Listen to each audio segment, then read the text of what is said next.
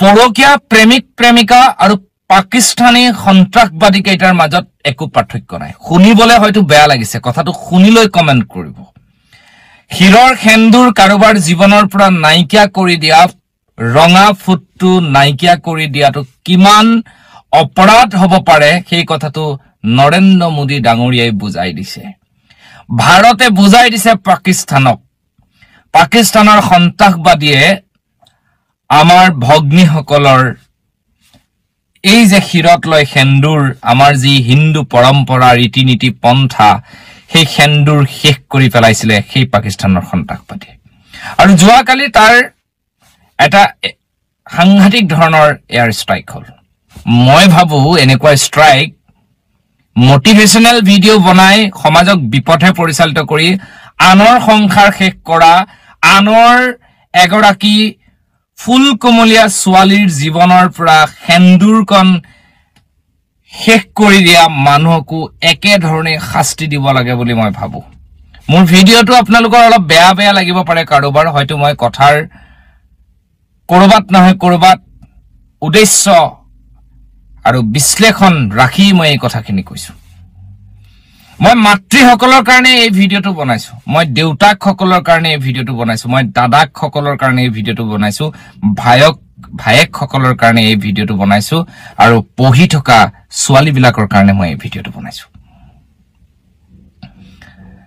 মূলে দিনটোত 300 ওপৰ ফোন কল আহে এই পৰকীয়া প্ৰেমৰ ওপৰত কিমান আবেগেৰে কিমান মৰমেৰে এখন ঘৰৰ পৰা খেন্দুৰকন দি পেলাই এগৰাকী ছোৱালীক খেন্দুৰকন দি এজন লৰাই লৈ গুচি যায় তাৰ পাছত তেওঁলোকৰ সকলো ঠিকই থাকে অন্যান্য কাৰণবিলাক মই কবলৈ যোৱা নাই অন্যান্য কাৰণ আইনগতভাৱে বিধিসন্মত মই তেখেতসকলক সমৰ্থন কৰো যেনেকৈ পাঁচটা আঙুলি সমান নহয় কাৰোবাৰ মনবোৰ সমান নহব পাৰে স্বাভাৱিক কথা কিন্তু জানি বুজি কৰা ভুলক ভুল বুলি সন্ত্ৰাসবাদীৰ দৰে আমাৰ ৰাইজে ধৰিব লাগে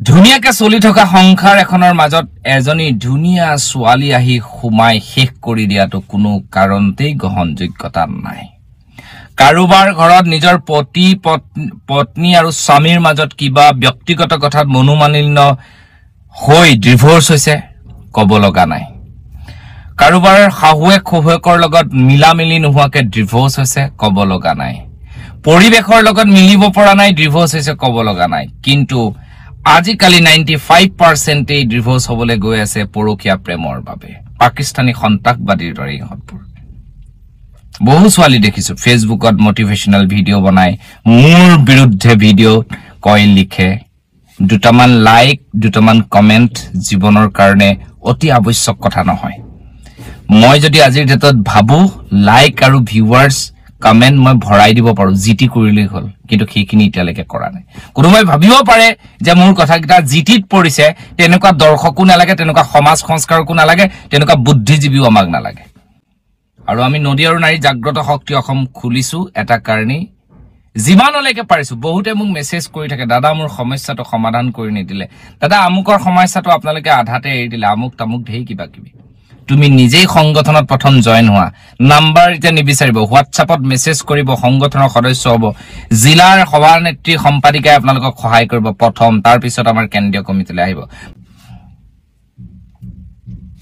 মই পৰিয়াল বিলাকক খুদিছো আপোনালোকে লাজ নাপায়নে আপোনালোকৰ ছোৱালীয়ে হওক লৰাই হওক আনৰ সংসাৰ লৰা ছোৱালী থকাৰ পিছত আকৌ এজনী লৈ আহে লৰা ছোৱালী থকাৰ পিছত আকৌ এটালৈ গুচি যায় পৰিয়াল বিলাকে তেওঁলোকক বাধা লগাব নোৱাৰেনে নে আপোনালোকৰ কন্ট্ৰল নাই কোনটো ডিভোৰ্স হওক একো আপত্তি নাই আৰু এগৰাকী কোনোবাই লিখিছিলে কোনোবা বিৰংগনা মহান পুৰুষ নাৰীয়ে লিখিছে যে মোৰ বা ইয়েস বৈকুণ্ঠ প্ৰিন্সে সেই কাৰণেই নদী আৰু নাৰী জাগ্ৰত শক্তি অসমৰ জন্ম দিছে এতিয়া হাজাৰ হাজাৰ নাৰীয়ে এই সংগঠনত জয়েন কৰিছে কোনোবাই ভাবিব পাৰে হোৱাটছআপ গ্ৰুপ বুলি কিন্তু আমি প্ৰেক্টিক্যাল ফিল্ডত থাকি back to back door to door কাম কৰি আছো আৰু আমি সহায় কৰা মানুহ বহুত গাদ্দাৰী ওলাইছে তেনেকুৱা বিলাককো আমি মনত ৰাখিছো আৰু এটা কথা মই স্পষ্টকে কওঁ মোক কোনোবাই ফসাব মোৰ কোনোবাই বদনাম গাব মোৰ কোনোবাই কিবা বেয়া কৰিব মোৰ একো আপত্তি নাই কৰি থাকক কিন্তু মই এটাই জানো সত্যত থাকিলে কোনো শক্তিয়ে একো কৰিব নোৱাৰে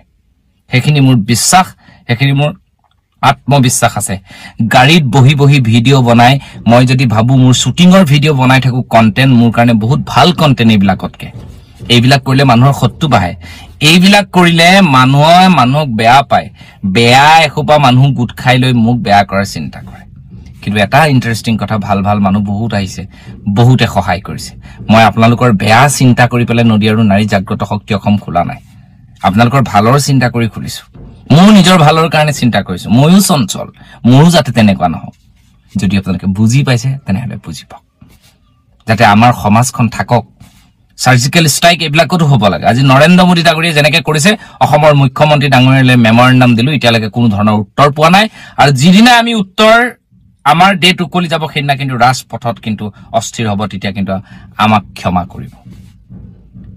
আইসকল, মোৰ ভগ্নীসকল, তোমালোকে মোক সহায় কৰা, আমাক সহায় কৰা। নদী আৰু নাৰী জাগ্ৰতি শক্তি আমাক সহায় কৰা, আপোনালোকে সহায় কৰক। আমি আপোনালোকৰ সমস্যা সমাধান কৰিব চেষ্টা কৰিম। কোনোবাই ক'ব পাৰে এইটো আইনৰ বিষয়, ব্যক্তিগত বিষয়, সমাজ সলনি কৰিব পৰা বেয়া বিষয়টোক আমি কেতিয়াও মানি নলওঁ। বেয়া থাকিব পাৰে, মোৰো জীৱনত বহুত কিবা কিবি গৈছে, কিন্তু ভাল হোৱাটো উদ্দেশ্য হ'ব লাগে মানুহৰ জীৱনত।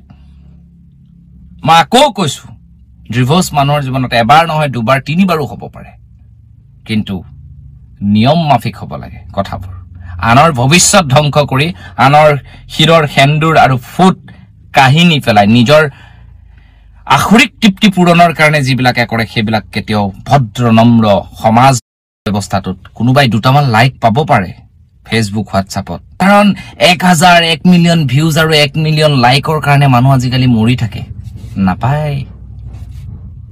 ভিডিঅ'টো দীঘলীয়া হৈছে, মই পুনৰ কৈছো আপোনালোকে আমাৰ লগত সহযোগিতা কৰিবলৈ হোৱাটছআপৰ নাম্বাৰ দিয়া আছে, চাই ল'ব। বেলেগ বেলেগ ভিডিঅ'ত গৈ থাকিলেই পাব। এডভকেট সকলৰ লগত কথা পাতি আছো, যিমান পাৰো চেষ্টা কৰিছো। মোৰ ব্যক্তিগত কোনো মহিলা, কোনো পুৰুষৰ প্ৰতি মোৰ একো নাই। আৰু এজন ব্যক্তিয়ে এবাৰ তেওঁ জেললৈ যোৱাৰ পিছত আকৌ এটা কাম কৰা ষ্টাৰ্ট কৰিছে। এইবাৰ তেখেতৰ ঘৰত নদী আৰু নাৰী জাগ্ৰত শক্তি অসমে এয়াৰ ষ্ট্ৰাইক, সাৰ্জিকেল ষ্ট্ৰাইক চব কৰিব, তাৰমানে তাতে নহলে নহব। আৰু ইয়াৰ উত্তৰ লাগিব, উত্তৰ আমি বিচাৰিম। মই ভগ্নীসকলক কৈছো আৰু মাতৃসকলক কৈছো, আপোনালোকে কিন্তু বিপদত পৰি আমালৈ ফোন নকৰিব। আমি ছাৰ মোক সহায় কৰক, দাদা মোক সহায় কৰক, এইবিলাক নহয়। আপোনালোকে একলগ হৈ, এটা টিম হৈ নিজৰ সমস্যা সমাধানত গুৰুত্ব দিয়ক। এই সংগঠন, এই শক্তি নিৰপেক্ষ আৰু ইয়াৰ উদ্দেশ্য অতি সৎ। গাড়ীত বহি বৈকুণ্ঠ পিন্ধছে, পইচা লৈ কোনোবা দুৰ্নীতি বা অপৰাধ কৰা মানুহক ক্ষমা কৰি দিয়াৰ মোৰ সংবিধানত নাই আৰু ভৱিষ্যতেও নাথাকে। কাৰোবাক সহায় কৰি দিয়া বিনিময়ত যদি এই গাড়ীখনত যোৱাৰ তেলটো দিছে, তাত মোক টকা খোৱা বুলি ক'ব নোৱাৰিব। সেইটো টকা খোৱাত নপৰে। যদি মগজু আছে এইখিনি কথা ভালকে বুজি পাব। ধন্যবাদ। জয়